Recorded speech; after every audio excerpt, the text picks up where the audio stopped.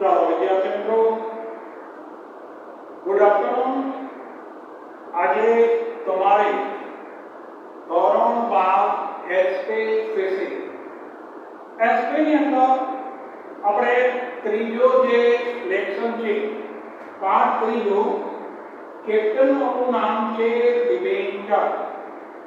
વિદ્યાર્થી મિત્રો, આજે તમારી સામે એવો એક તફાવત રજૂ કરું છું કે જે તફાવત બોર્ડ માટે ખૂબ જ મહત્વ ધરાવે છે।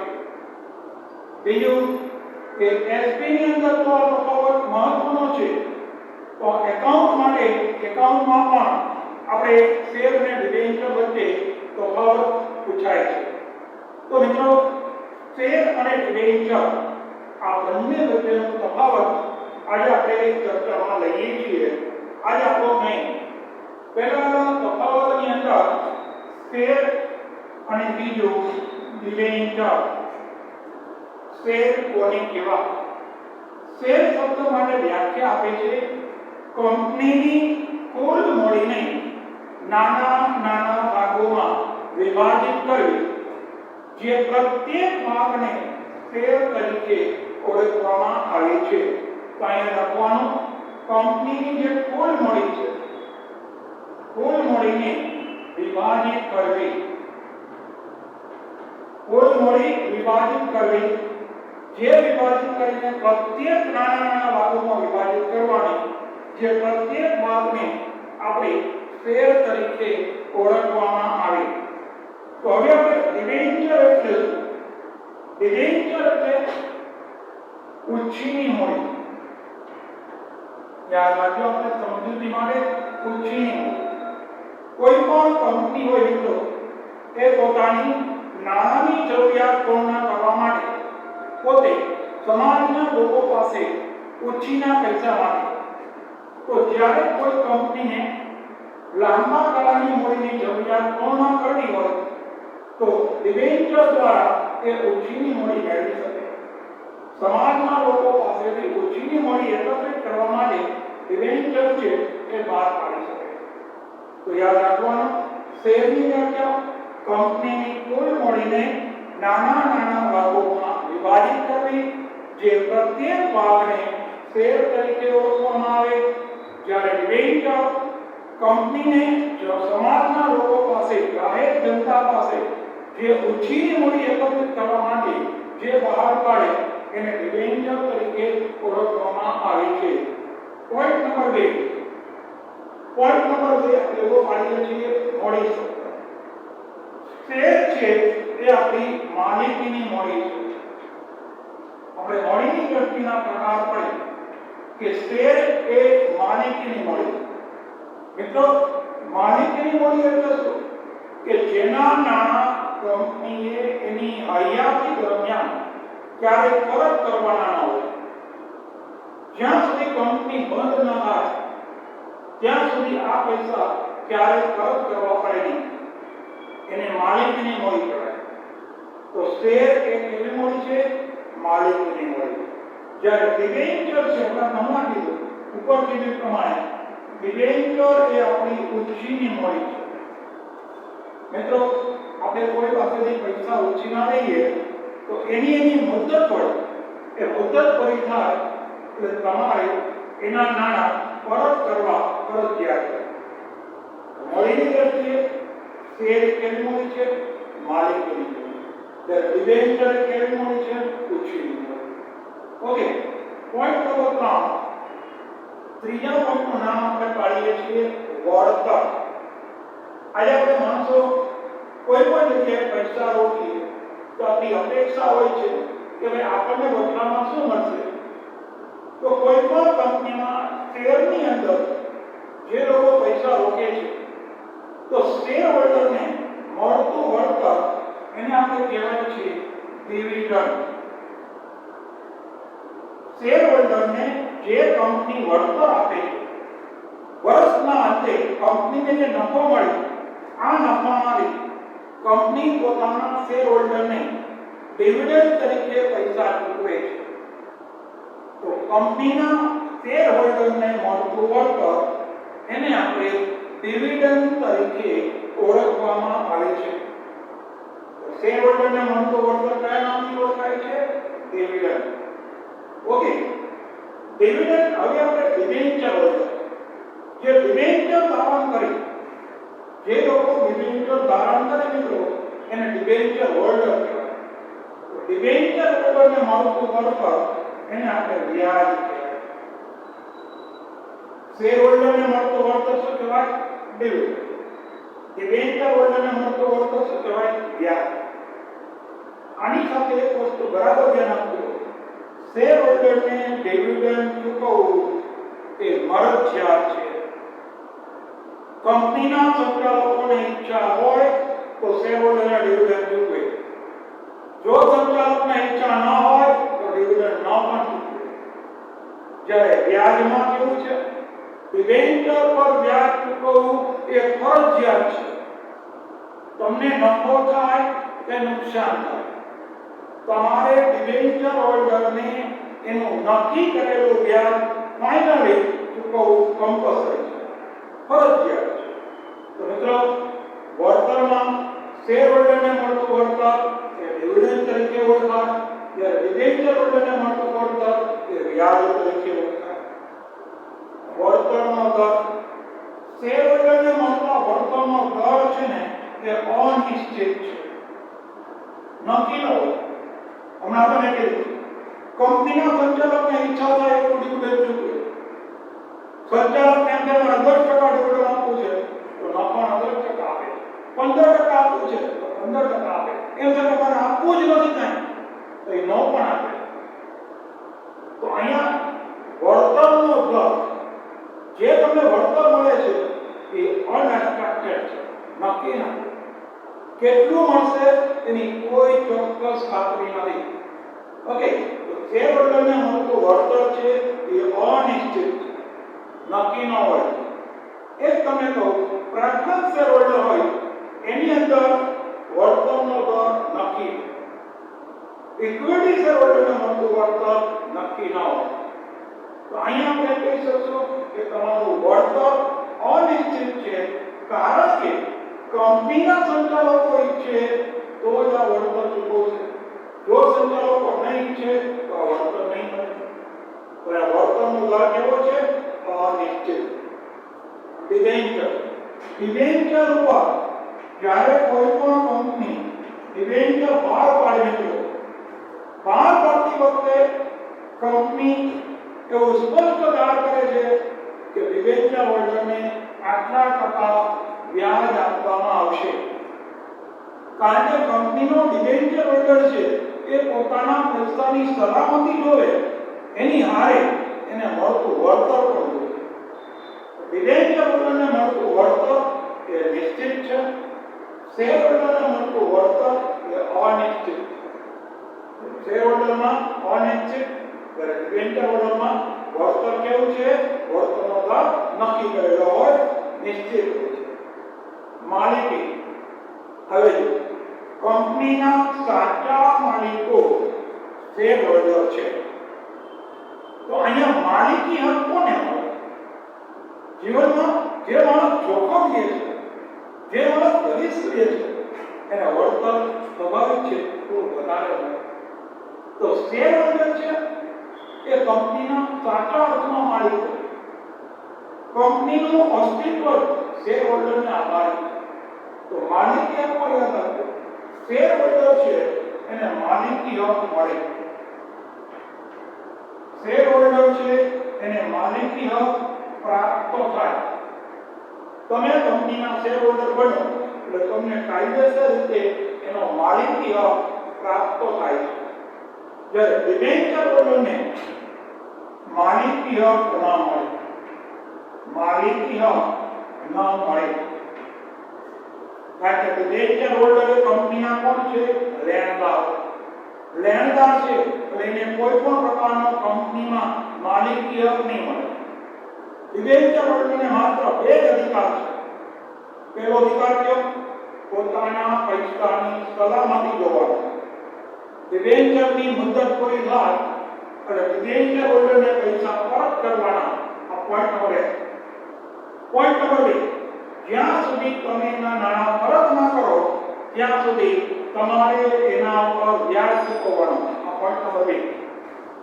તો ડિબેન્ચર હોલ્ડરને અહીંયા કોઈ પ્રકારનો કંપનીમાં માલિકી હક મળતો નથી. એ માત્ર ને માત્ર કંપનીના લેણદાર છે.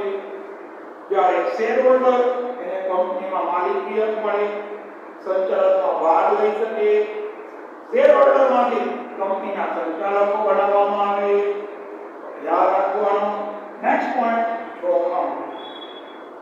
હવે તમને આ જે પોઈન્ટ સમજાવ્યા એના આધારે આપણા મગજમાં થોડુંક બેઠું હશે કે શેર હોલ્ડર અને ડિબેન્ચર હોલ્ડર આ બંનેમાં જોખમ વધુ પણ લે. નેચરલ, સ્વાભાવિક. શેર હોલ્ડર છે એ વધુ જોખમ લે. જો શેર હોલ્ડર છે એ જોખમ વધુ લે છે. શું કામ જોખમ લે? આપણે હમણાં કીધું કે કંપની પોતાની હયાતી દરમિયાન ક્યારે શેર હોલ્ડરને નાણાં પરત કરશે નહીં. નાણાં પરત મેળવવાની અપેક્ષા શેર હોલ્ડરને ન હોય. પોઈન્ટ નંબર 2, તમે કંપનીના શેરમાં પૈસા રોક્યા, આ રોકાણ બદલ તમને જે વળતર મળશે એ વળતર કેવું છે? અનિશ્ચિત. મળશે કે નહીં એની કોઈ ખાતરી નહીં, ગેરંટી નહીં કે ભાઈ શેર હોલ્ડરને વળતર આપવું જ એવો કોઈ જગ્યાએ નિયમ નથી. આ બધું સંચાલકોની ઈચ્છા ઉપર આધારિત છે. તમારા મનમાં પ્રશ્ન થાય કે જો કંપનીના શેરમાં રોકાણ શું કામ કરવું જોઈએ? એક તો વળતર આપવું અનિશ્ચિત હોય, આપણા પૈસાની કોઈ સલામતી નહીં, પૈસા પરત ન મળે, તો કંપનીના શેરમાં રોકાણ કરવું શું કામ જોઈએ? રોકાણ કરવા પાછળ એક જ નહીં કે તમને કંપનીનો માલિકી હક મળે. એક શેર હોલ્ડર કંપનીના સંચાલનમાં ભાગ લઈ શકે, શેર હોલ્ડર કંપનીનો સંચાલક બની શકે, કંપનીના હિસાબો તપાસી શકે.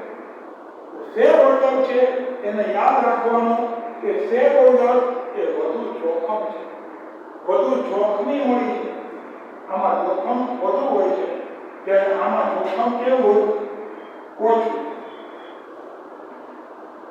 અથવા એમ પણ કહું, ડિબેન્ચરમાં કંઈ જોખમ જ નથી.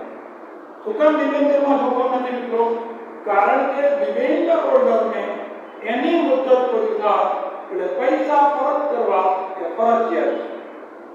ઓકે, જ્યાં સુધી પૈસા પરત ન કરો ત્યાં સુધી તમારે કંપનીના ડિબેન્ચર હોલ્ડરને નિયમિત વ્યાજ ચૂકવવું પડે.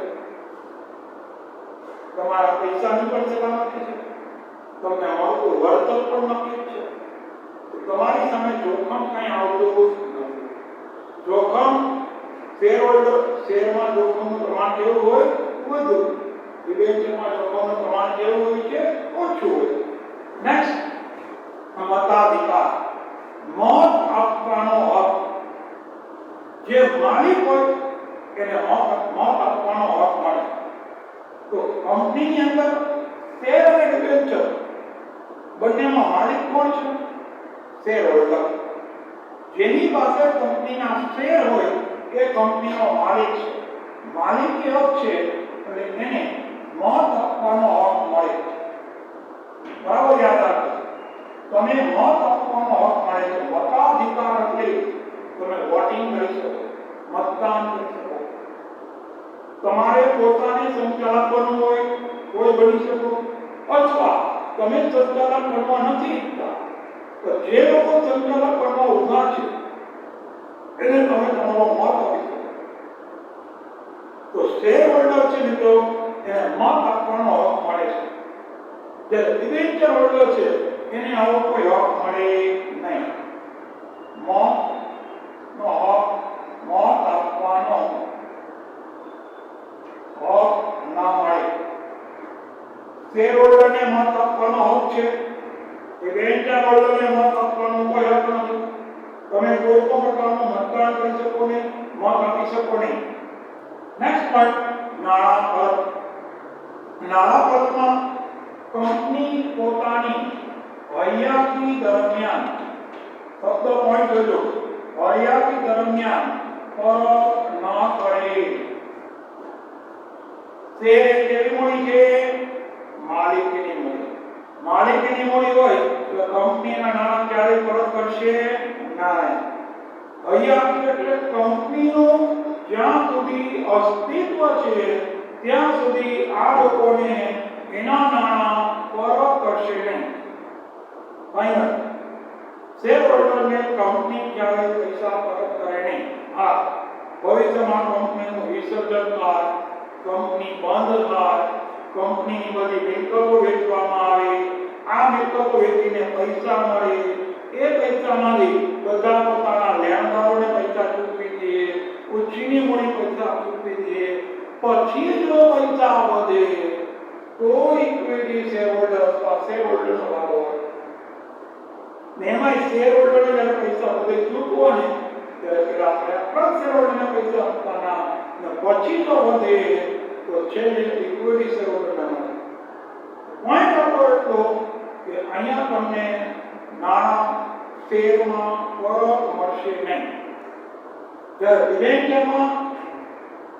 ડિબેન્ચરનો આપણો નિયમ છે કે મુદ્દત પૂર્ણ થાય એટલે ફરજિયાત તમારે ડિબેન્ચર હોલ્ડરને પૈસા ચૂકવી આપવાના ત્યારે તમે એમ નહીં કહી શકો મિત્રો કે ભાઈ અમારી પાસે પૈસા નથી કંપની નુકસાન કરે છે આવક નથી તમે આવું જે કરવું એ કરો ડિબેન્ચર હોલ્ડર કંપનીને શું કે તમારે જેમ કરવું એમ કરો અમને અમારા પૈસા પાછા આપી દે ડિબેન્ચર હોલ્ડરને એની મુદત પહેલા એટલે 100% એના નાણાં પરત કરવા એ કમ્પલસરી છે એમાં આપણી પાસે કોઈ ઓપ્શન નથી મિલકત ઉપર બોજ મિત્રો તમને શબ્દ એવો આવે કે મિલકત પર બોજ એટલે બોજ એટલે જવાબદારી શેર બહાર પાડવામાં તમારે તમારી કોઈ મિલકતને ગીરવે મૂકવી પડે નહીં કંપની શેર પોતાની પ્રતિષ્ઠા પોતાની ઇમેજ એના આધારે શેર દ્વારા પૈસા મેળવે તો શેર બહાર પાડવામાં તમારે તમારી કોઈ મિલકત હોય મિલકત ગીરવે ન મૂકવી પડે બરાબર ધ્યાન રાખો તમે જ્યારે શેર બહાર પાડો ત્યારે તમારે તમારી કોઈ મિલકતને ગીરવે મૂકવાની જરૂર નથી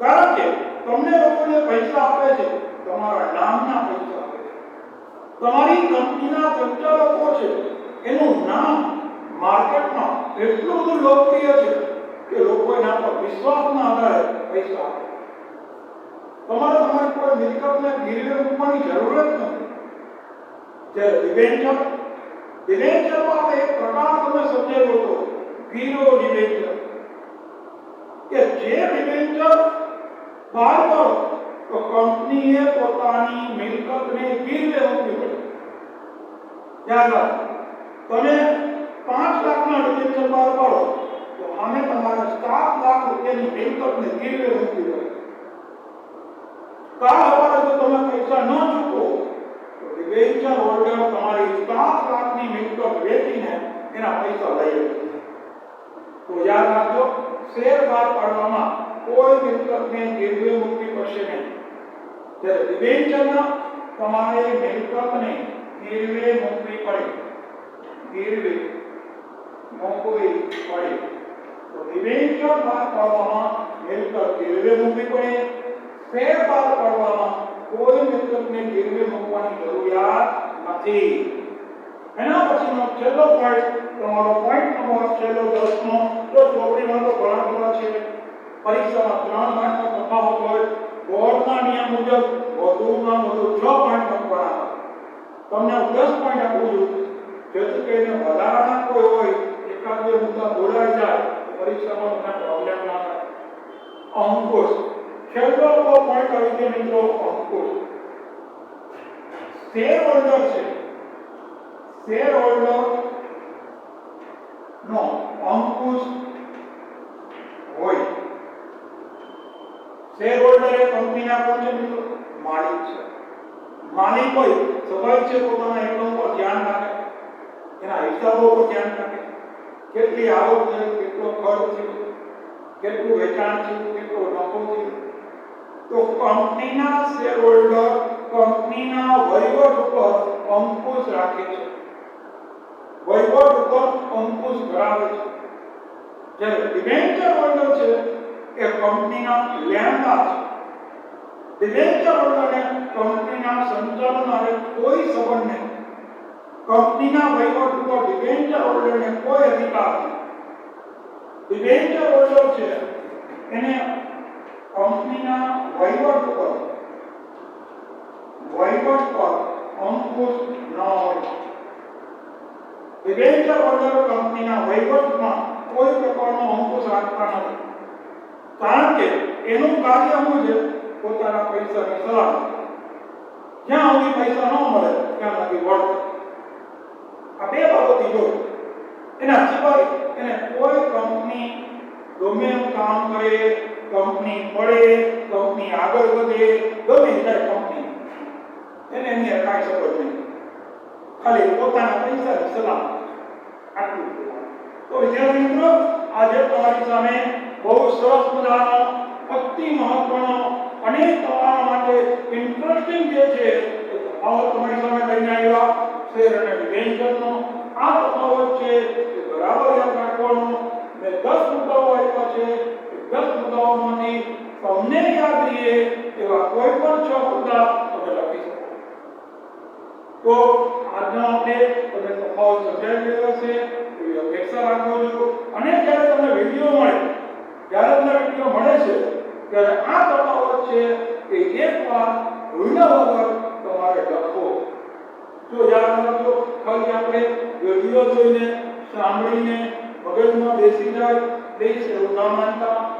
તમે કોઈ પણ વસ્તુને એકવાર સમજો, એકવાર જોવો અને એકવાર લખો. એટલે મગજમાં બરાબર રીતે દૃઢીકરણ થઈ જાય, મગજમાં છપાઈ જાય. વિદ્યાર્થી મિત્રો, આજનો તફાવત તમને બરાબર સમજાઈ ગયો છે. આપણે અપેક્ષા રાખીએ છીએ. Thank you very much. ચાલો આવજો. નેક્સ્ટ વિડીયોમાં નવા પોઈન્ટને લઈને ફરી વખત આપણી સામે આવશો. Thank you.